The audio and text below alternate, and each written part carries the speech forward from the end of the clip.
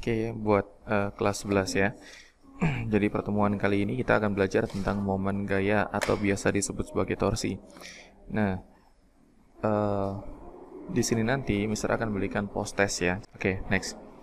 Momen gaya. Jadi apakah momen gaya itu? Momen gaya adalah kecenderungan suatu gaya untuk memutar benda pada suatu sumbu ya. Jadi kita mau memutar benda, maka syaratnya harus ada sumbu. Kemudian yang kedua harus ada gayanya. Contohnya seperti gambar kuning ini ya.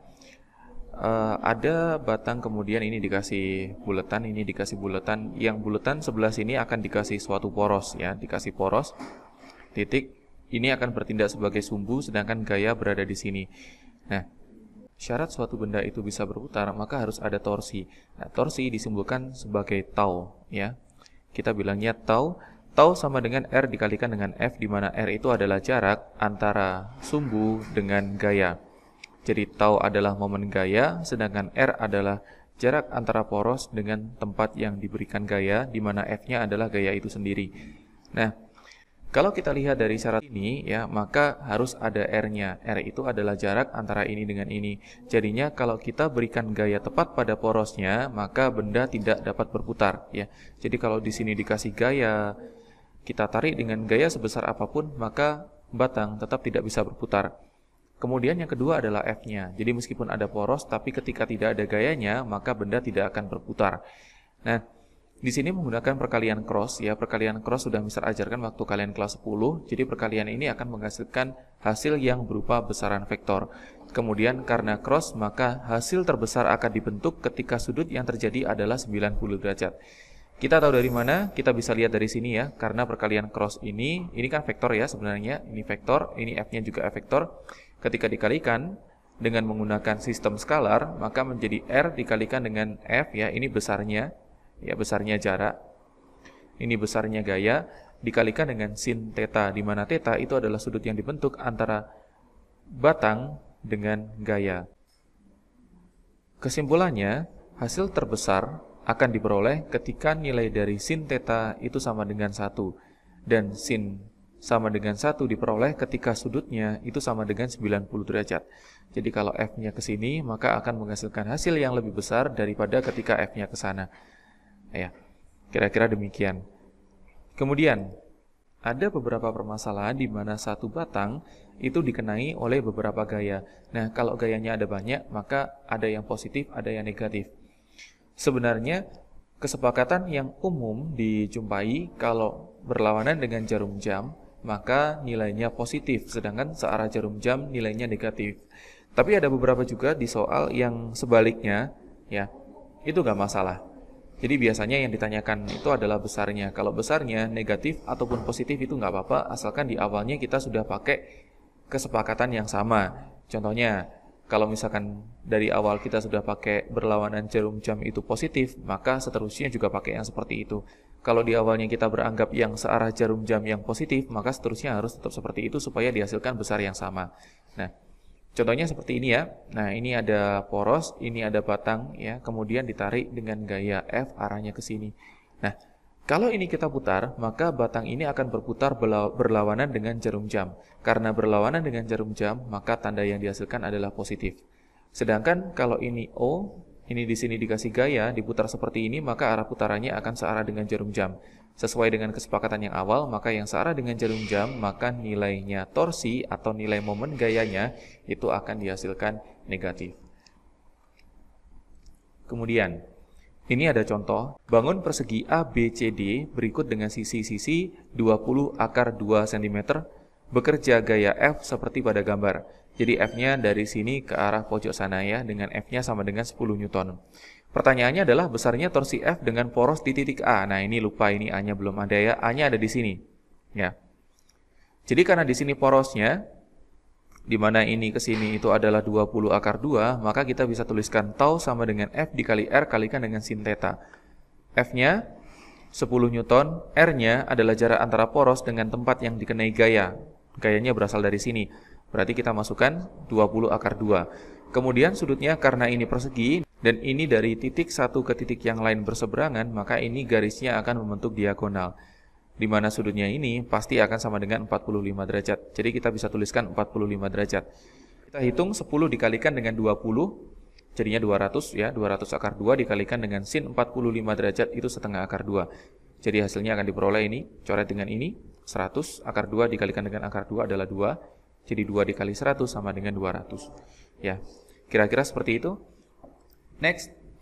Contoh yang berikutnya, kalau misalkan gambar berikut ya, adalah sebuah batang yang ditarik dengan gaya. Momen gaya terhadap titik O adalah O-nya ada di sini. Ya. Dah, tinggal kita masukkan tau sama dengan F kali R kali sin theta. F-nya adalah gayanya 50 Newton. Kemudian R-nya itu jarak antara poros dengan titik yang dikenai gaya, itu 10 meter dikalikan dengan sin 60 derajat. Sin 60 derajat itu adalah setengah akar 3, ya, jadinya ini dikalikan 500 kali setengah akar 3, jawabannya adalah 250 akar 3. Nah, berikutnya. Ini contoh kalau misalkan gaya yang bekerja ada 4. Ya. Jadi ada gaya F1, ada gaya F2, ada F3, dan F4 bekerja pada batang ABCD seperti pada gambar. Jika masa batang diabaikan, maka nilai momen gaya terhadap titik A. Jadi porosnya ada di sini. Ya. Nah, sekarang cara mengerjakan pertama kali, maka kita harus memberikan tanda yang manakah gaya yang menghasilkan nilai positif, gaya mana yang menghasilkan nilai negatif. Nah, di sini Mister pakai acuan yang searah jarum jam yang positif, jadi gak masalah. Ya. Jadi kalau kita lihat, ini gambar seperti yang tadi, kemudian ini adalah arah putarannya, yang ini akan menggerakkan batang, berlawanan arah jarum jam, sedangkan ini dan ini akan menggerakkan batang searah dengan jarum jam.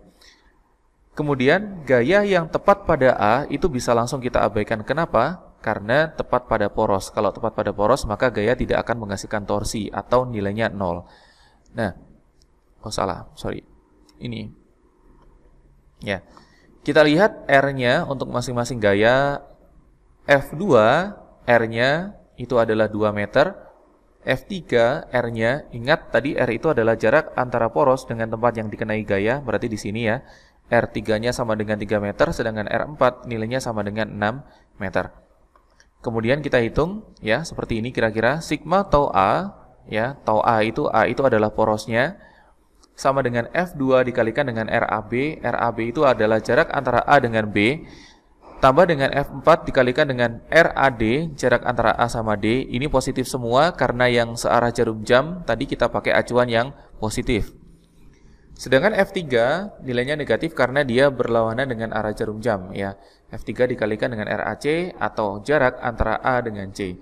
Sekarang tinggal kita masukkan nilainya. Di sini kita tidak menggunakan cos maupun sin karena semua gaya yang ada itu membentuk sudut 90 derajat.